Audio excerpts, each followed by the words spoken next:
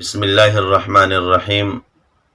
عزتمندو تاسو دا ویډیو ګورئ، دینه په ځبه تاسو څه خبرې خصوصی بات ذکر کیا للہ اجرم رب العالمین اجرم الرحمن سلورم الرحیم عزیزم مالک یوم الدین پانچ پیر.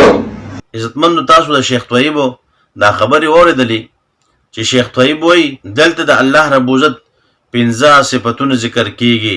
لله یو، رب العالمین دعا، الرحمن دری، الرحیم سلور، مالک یوم الدین 5. نو پنځ پیر ته ثابت شو. یا خو دلته شیخ طیب دا غلطی کړی دا چې د الله رب عزت دلته سلور صفات ذکر کیږي، 15 نه ذکر کیږي. دا لله دا الله دا د الله رب عزت ذاتی نوم نه صفتی نه دی، نو دلته سلور صفات ذکر کیږي، 15 نه ذکر کیږي. خو خیر دی دلته خطا شوی مستندا ګینه نه کو ورنه د ولا قسم بدی باندې پویږي. بیا دا کار دی ناشنا کړی دی چې دلته د دینه پنځ پیر ثابت کړی دی. ولی وای دلته 15 نمونه راغلي، نو لہذا پنځ پیر ثابت شو. نو که په داسې طریقه باندې ته پنځ پیر ثابتې، نو ستاسو په دې کې مونږ مرسته وکړو، ستاسو په دې کې مونږ مدد وکړو، پنځ پیر به درله خیره نور هم ثابت کو. لکه تاسو د فرعون نوم ته وګورئ، د فرعون په نوم کې 15 حروف دي. نو د شیخ طیب د خبرې موافق بیا خو د دین دا ثابتېږي چې فرعون پنځ پیری و، ځکه د هغې په نوم کې 15 حروف دي. دغه رنګې حامان په دې نوم کې چې کوم د هم 15 حروف دي، نو دې نوم بیا ثابتېږي چې حامان پنځ پیری و.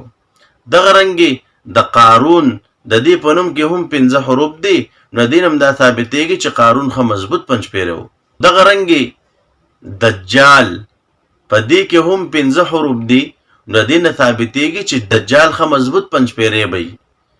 او دغه رنګې شیطان په دې کې هم 15 حروف دي، نو دې نه ثابتېږي چې دا شیطان هم پنځ پیری دی.